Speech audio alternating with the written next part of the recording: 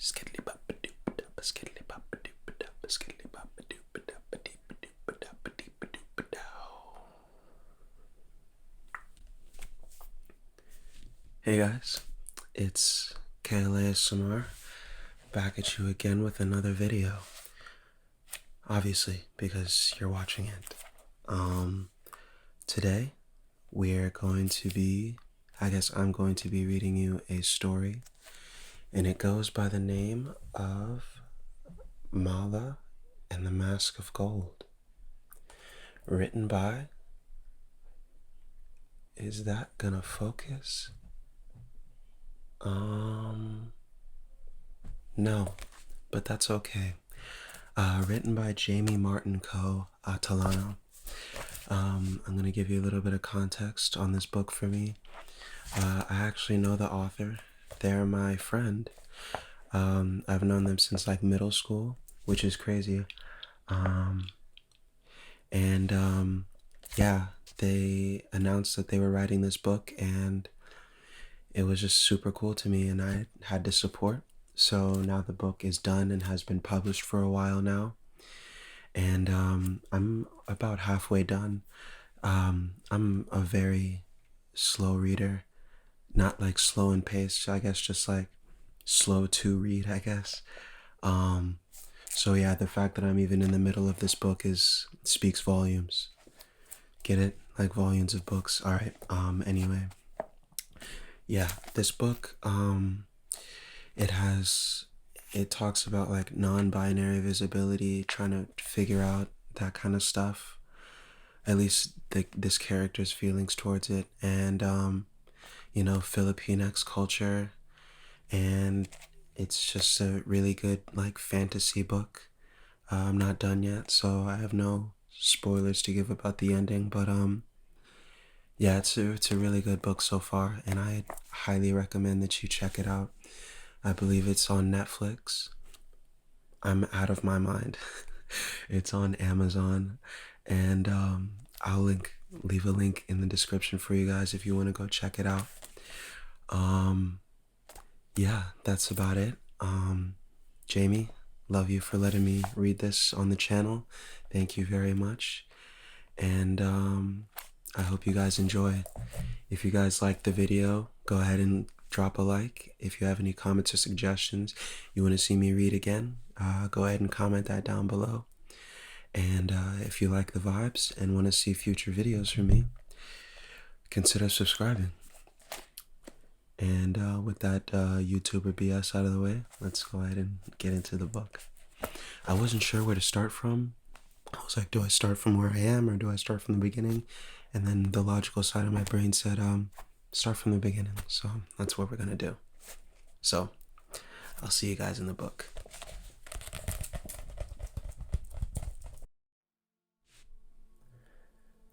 Chapter 1. The Akhlatan. Mala. I wake up and realize I am not in my room. I look around to find myself in a garden surrounded by lilacs, vibrant with purple hues. The stars cast a white glow on everything they touch. Getting up, I felt a slight breeze blow across my body, my black hair wisping into the chilling air as the flower petals dance in the sky. This isn't real, I think to myself. Yet, I still feel the wind brush against my skin. I smell a strong, sweet, heady scent with hints of vanilla. I still see the silver light glow in the dark blue and purple hue of the sky. The garden seems endless as I stare into the horizon. This, I think again, must be a dream. A butterfly passes, its long tail fluttering beautifully like the waves of the ocean of my home. Its black and white stripes contrast with the mauve hues of the Valley of Flowers. I follow it. Forward I go, my eyes focused solely on the butterfly's wings. Like a kite, it glides through the air, guiding me to its mystery destination.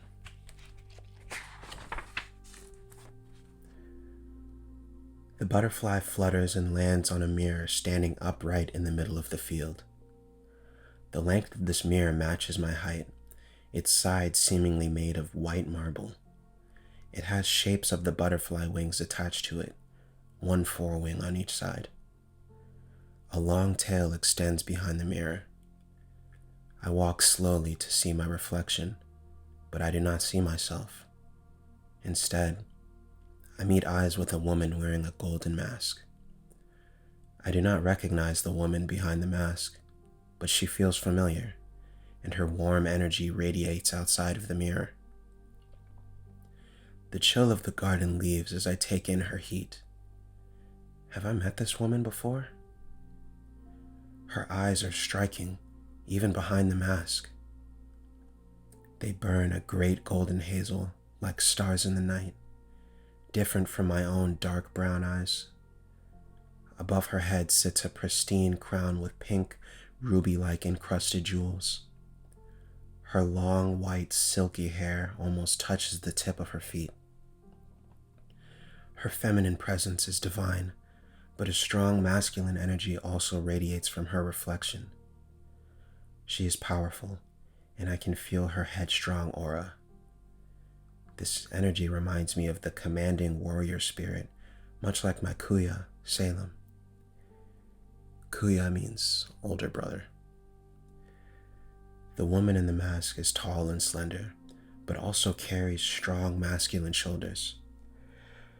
What intrigues me is her outfit, how it sits charmingly on her silver skin. She wears a beautiful lavender lace gown with a golden royal tunic layered on top of it. I have never seen attire like this, tender yet strapping. The being herself is beautiful nonetheless. I look up to see the person in the reflection staring back, her deep hazel eyes sparkling. I slowly raise my right hand toward the mirror. The woman raises her hand back. As I reach out, so does she, and our palms connect on the glass surface. I feel the warm softness of the woman's mystical touch. Her energy flows right through me as if the glass that separates us holds no matter. Can she feel mine too? My energy, I think. Ate? Says a voice. Ate means older sister. Before I can look behind myself to discover the speaker, I wake up. Wake up, little brother, says Salem. This sound is like hearing the crow of the rooster, and I wake from my slumber. My head and body feel heavy, as if they have been ripped away and dragged back into this reality. My dreams have never made me feel this groggy and drained. This dream feels so special. It has to mean something. I remember the dream, everything about it, so vividly. It feels as though it had been real. Disgruntled, I step out of bed to see my older brother in my room. His tall and earnest manner hangs over above me, holding a bowl of rice with cooked fish on top. Salem always provides me with food. His hunts are his greatest prize, and cooking them is how he savors his talents of catching game. Eat up, he says proudly, and I, of course, oblige. I am so tired from the morning's dream, but eating my brother's cooking slowly revives me. I always appreciate his generosity. You're the best, Kuya, I say, smiling weakly. You look really tired, Mala. Up late last night, he asks. Should I tell Salem? I know he is worried for my health. Maybe Kuya would have an explanation. He is always so logical, and I rely on him whenever I need help. But would he even believe me, though? I mean, it was just a dream after all. And who was that woman in the mirror? And who called out my name? As I continue to eat my bowl, lost in my own thoughts, Salem rubs the top of my head playfully with his fist. I decide not to tell him yet. Not until I know what is going on. He begins packing up his sword and arrows, preparing to exit. Well, no worries. I know my food will make you feel better. I have to leave now to prepare for some things for the final ceremony. Tomorrow's the day, Mala. That's right. Tomorrow is the day Salem will finally be initiated to become a warrior. But not just any warrior. A Blood Moon Knight. A title bestowed upon those who sacrificed their life for the great deity of the lunar eclipse, Bakunawa. Bakunawa is the deity of eclipses, creator of the lunar eclipse, the great serpent, worshipped by the Blood Moon Knights. This title is nothing more than a title of pain. I had always held disdain toward the Blood Moon Knights and their ways, especially because they took our own father from us. Warriors always choose duty over other important things like family. I can't understand Salem's reasoning to become a Blood Moon Knight. Does Kuya really want to become like our father? Does father know? Will he be attending the initiation too, I ask? No, he responds sharply. That man is always busy. What does it have to do with him? I can tell I have struck a sensitive nerve. Father never shows up. Not when it matters. You're right. I'm sorry I asked. I wish I could be there, but I know only recognized Blood Moon Knights are allowed. I'm proud of you, Kuya, I say. I want to support my brother, even if I don't support him becoming a Blood Moon Knight. No worries, little brother. I know you will be with me in spirit. Salamat. Salamat means thank you. He waves goodbye and exits my room. I hear his loud, sturdy steps as he heads down the stairs and closes the door from his outside. I can tell he needs to be alone, likely because I mentioned father at a time where he should be celebrating an achievement. Alone, I cannot help but continue to think about my dream. I recall the mask of gold that concealed the woman's identity, how glamorously it shined. It must have been a clue. What does it all mean? Where can I go to find some answers? I process my thoughts carefully, allowing the silence of the room to ease me into my own mind. Then it hits me. The Aklatan. There is no other place to find answers than my favorite in the city. Whenever I wander in thought, I go to the Aklatan, a large hall that archives readings, documents, and scriptures in the city of Zombo. Maybe I can find an answer about my dream there, or readings on a mask of gold. I finish my meal and head downstairs. Outside the kitchen door, there is an opening into the forest. I follow the trail into the trees and walk until I reach the city. The sun's morning glare shines in between the leaves of the trees. I like the feeling of the sun. Its warm embrace fills me with life and energy. The heat of the summer's humidity makes me sweat. Energy has always been something that I can feel strongly, ever since I was young. I can feel the energy of nature, of animals living their lives. Sometimes I believe I hear plants singing melodies, as if the earth is conducting a symphony and harmonizing with the rivers and trees around me. I have always felt safe here, in the forest. The trail leads me into the outskirts of the city. The city of Zombo is home to the fishing waters at the southern peninsula of the island. There, a lively market lines the outskirts of the city near the shipport. The animated traders by the sandy beaches bring a surge of energy and excitement to my spirit. The market is full of citizens, merchants, buyers, and families all crowding the street. The sounds of bargaining, eating, and laughter fill the air.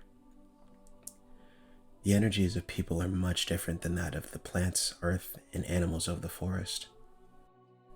People are generally noisy. Their energy does not sound like songs, but like vibrations dancing rhythmically in the air. One might think it overwhelming, but I generally enjoy the liveliness of it all from time to time, although I much prefer the slow energies produced in the halls of the Oclaton. Freshly caught fish and seafood reek in the air as fishermen of Zombo pass by. The fishermen are mostly topless and wear headbands and loincloths, returning from a day at sea. Salem will sometimes sell his catches here alongside the fishermen, and will find the best deals on trade for meat, rice, and clothing.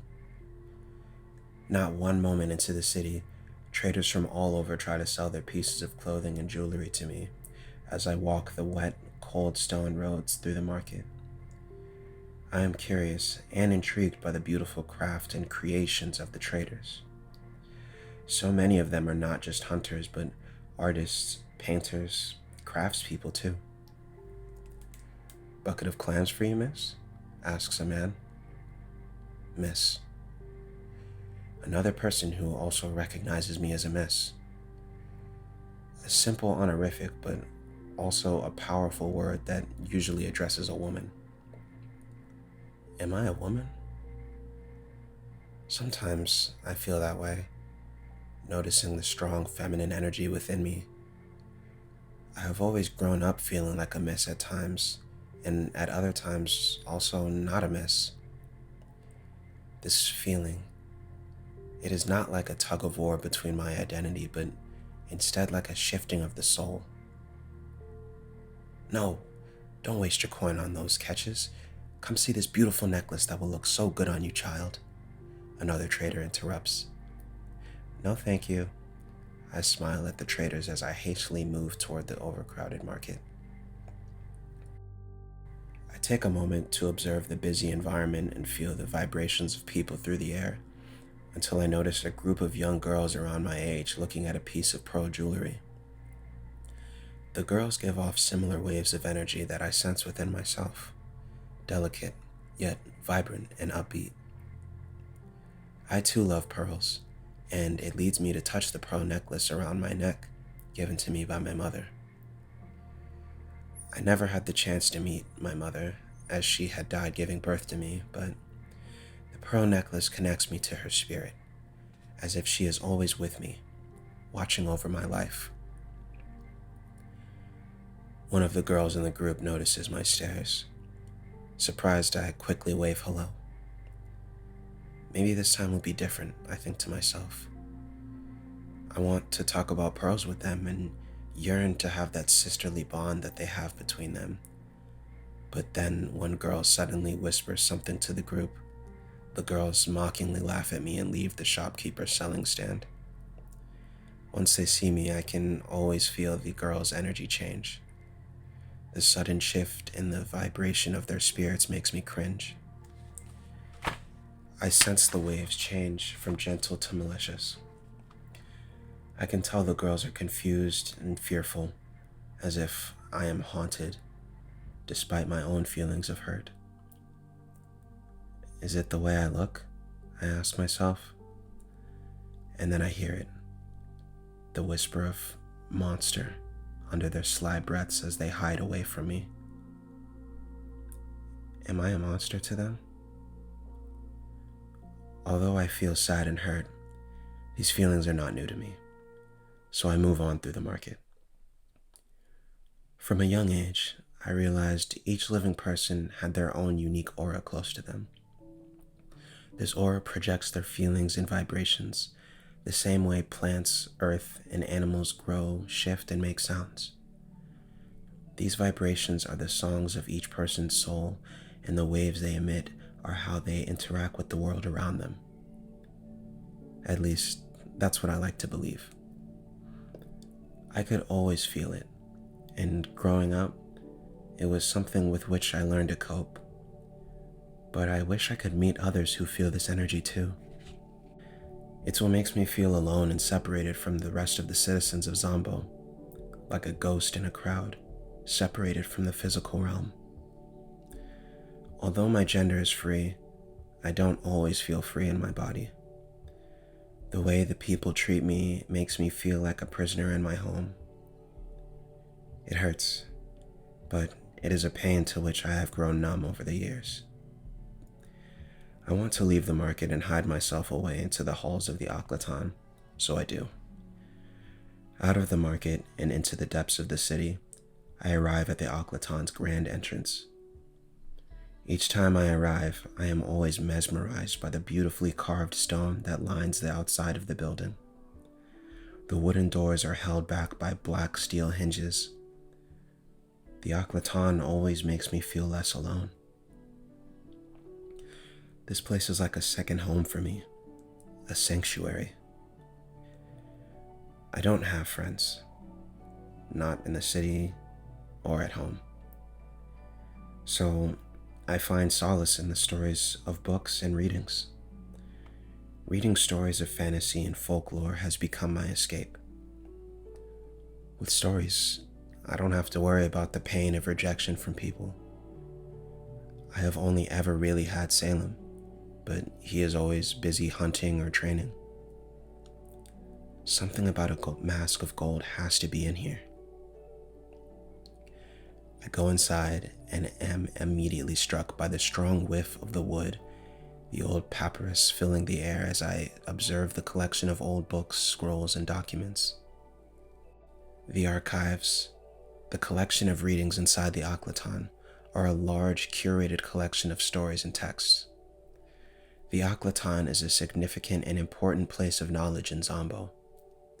Scholars, warriors, and even merchants visit this place to learn more and to trade information and documentation. Most of the readings that reside on the shelves are about the quests of the Blood Moon Knights. In these stories, the warriors are seen as heroes, succeeding in their adventures, all in the name of Bakunawa. There are also stories of the people of Zombo who lived and served under the great warriors and were made to believe in the Bakunawa too. There are, however, no stories about the great Bakunawa. She remains a mystery, an unknown enigma. Her power is to be feared.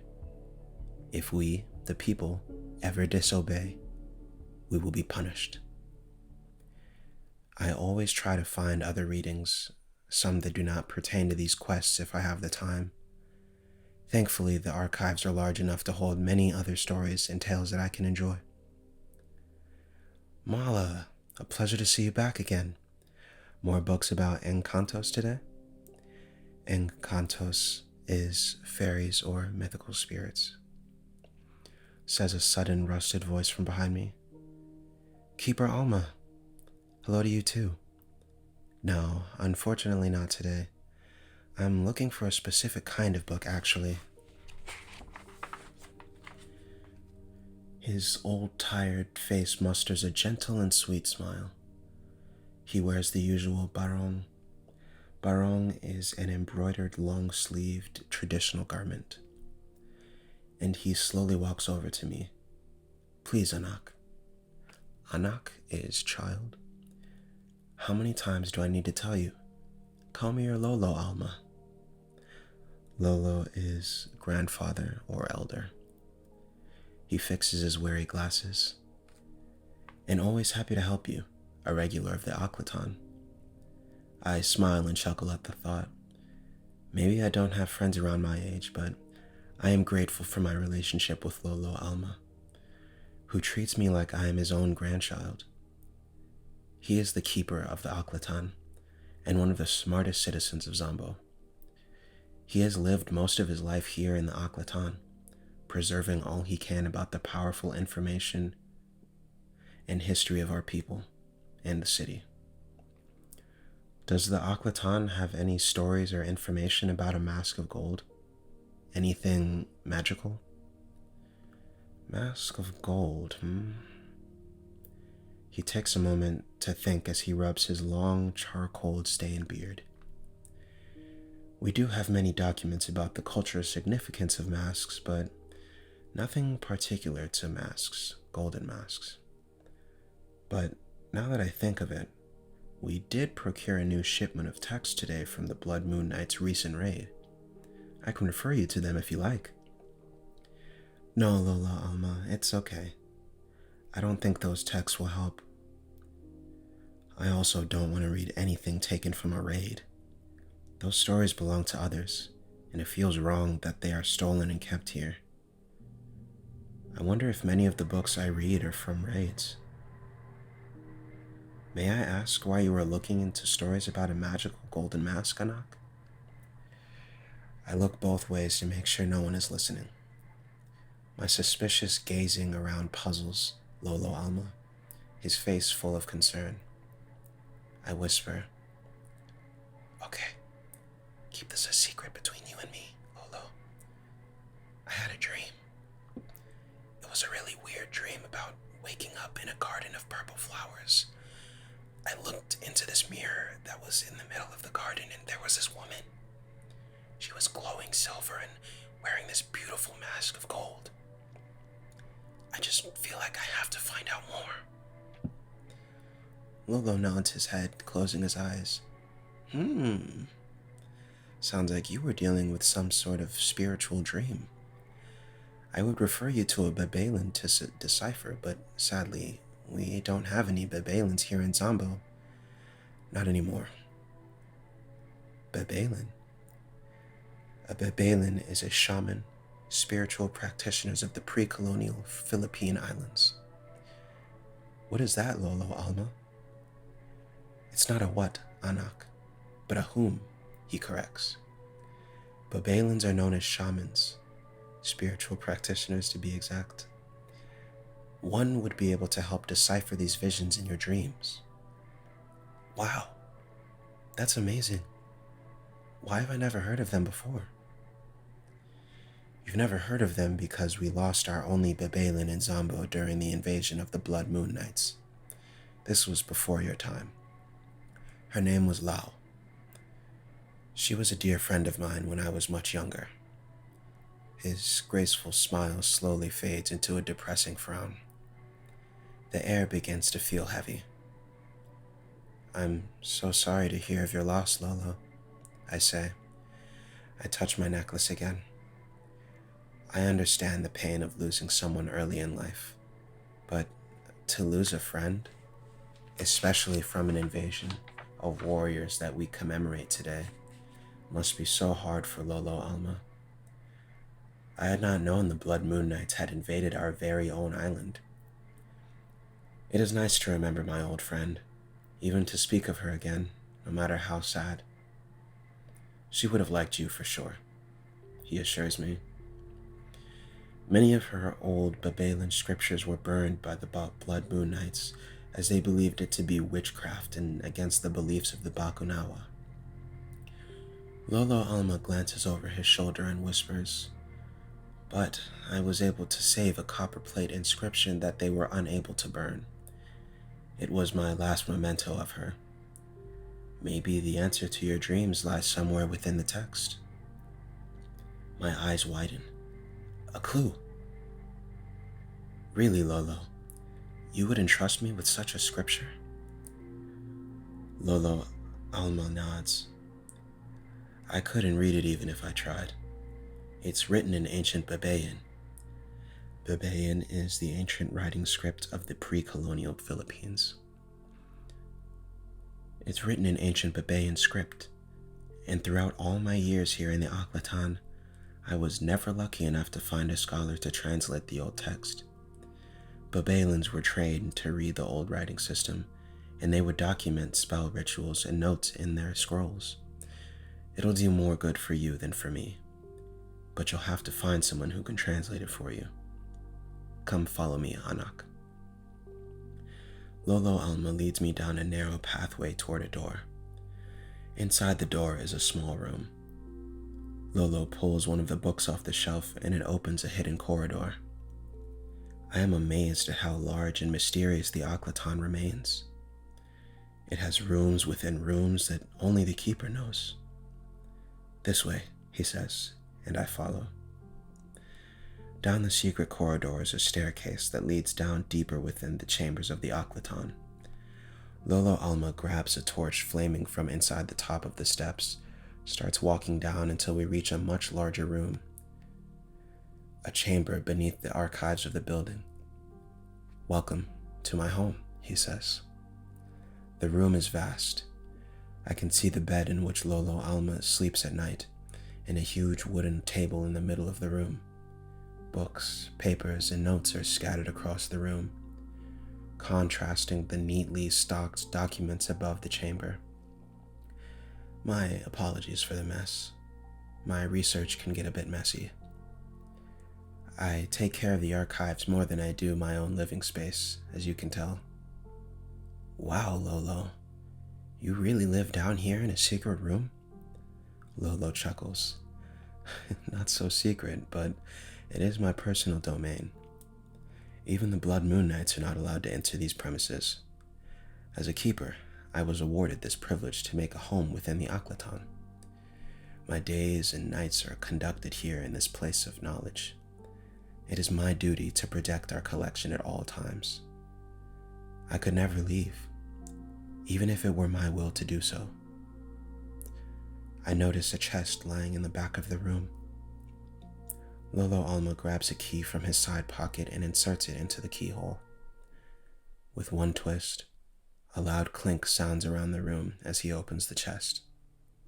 Suddenly, I feel a wave of energy rush throughout my body, as if what lay inside the chest was calling to me. He pulls out the copper tablet from inside. Its reflection shines in the light. He sets it on the table, and I rush over to see it. This copperplate inscription is one of the earliest written documents found in our history. My dear friend held it close for years, protecting this magnificent scripture, and now it is yours to keep. I see the inscription of the text, the symbols unrecognizable, but a distinct beauty to the writing. Could this really hold the answers to my dream?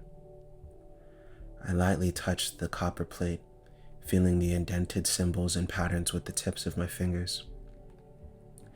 You see, it was believed that Bebeyan are the writings and words of not only mankind, but of the deities too.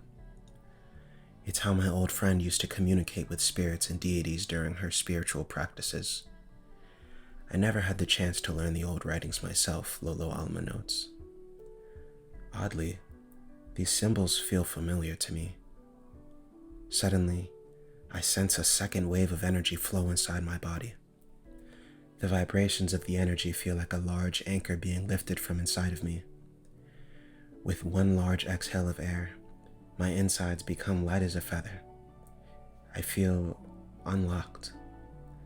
My mind becomes clear and open as the symbols formulate into letters in my head. Those letters transform to meanings as if this inscription were meant to be found by me, just for me to read. Aloud, I read the text. "Death's door resides in the waters of sirens. One must venture to the Nagas' sacred island, and in those waters lies the treasure of old, a lunar legacy forged of gold. A champion of two souls, made to seal the eclipse of its wrongdoing, shall bring a new hope through honest fate and challenged pursuing." You can understand it, Mala? Wow.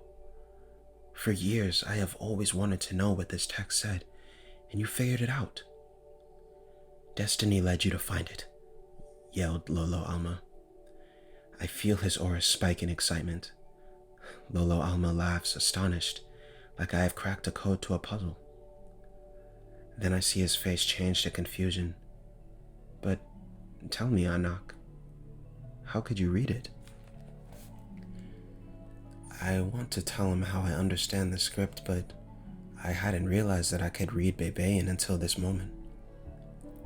"I'm not sure, Lolo," I say truthfully, "but this writing, I can't explain it, but it feels familiar, like I have always known how to read it. I know it doesn't make sense, but I felt this strong power flow within me when I touched the copper plate inscription. This is it. Lolo Alma's going to think I'm a monster too, just like the other citizens of Zombo. Lolo Alma takes a brief moment. He closes his eyes and rubs his chin in deep thought. This is a significant find. Looks like you won't need to find someone to translate it after all. You have a special gift. First the vision of dreams, and now this talk of power. It's amazing. I remember the way Lao used to talk about it too, how it felt like a flow of energy. But I wish I knew more, Anak. Maybe you have connections to the spirit world too, just like my friend, he says. I feel a strong sense of relief and surprise to see Lolo Alma so receptive. He celebrated my difference. He even called it a gift. But what does this mean? Maybe Lolo Alma is onto something. Connections to the spirit world. I know I can read the inscription, but I still can't decipher the meaning. I need to find another Bebalin who for sure that. But what does this mean? Maybe Lolo Alma is onto something. Connections to the spirit world. I know I can read the inscription, but I still can't decipher the meaning. I need to find another Bebalin for sure that can help me solve this mystery. Lolo Alma points at the hourglass by his bed frame. It's getting late, Anak. The sun is setting, and I think it's time for you to go home. But what an auspicious discovery. Salamat, Lolo, for showing me this copper plate. Is it really okay if I take it with me? It was never mine to keep, Anak. I believe it's your time now to carry this message and find a way to decipher its meaning. Go find your purpose for my old friend, Lao, who couldn't finish theirs. I nod and understand. Maraming salamat. Maraming salamat means thank you very much. Again, Lolo Alma. I have to go tell my kuya about this. Without delay, I put the copper plate in my pouch bag and sling it over my shoulder. I give Lolo Alma a big hug before scurrying out the secret chamber doors, leaving the Aklatan in its magnificent wake.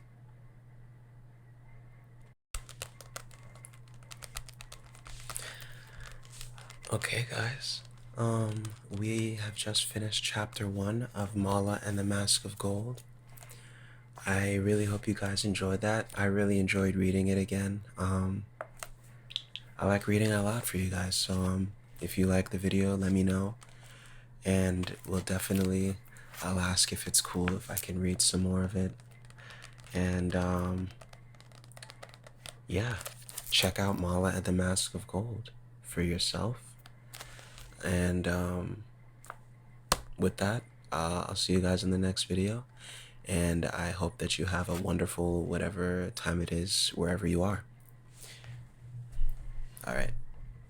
Peace.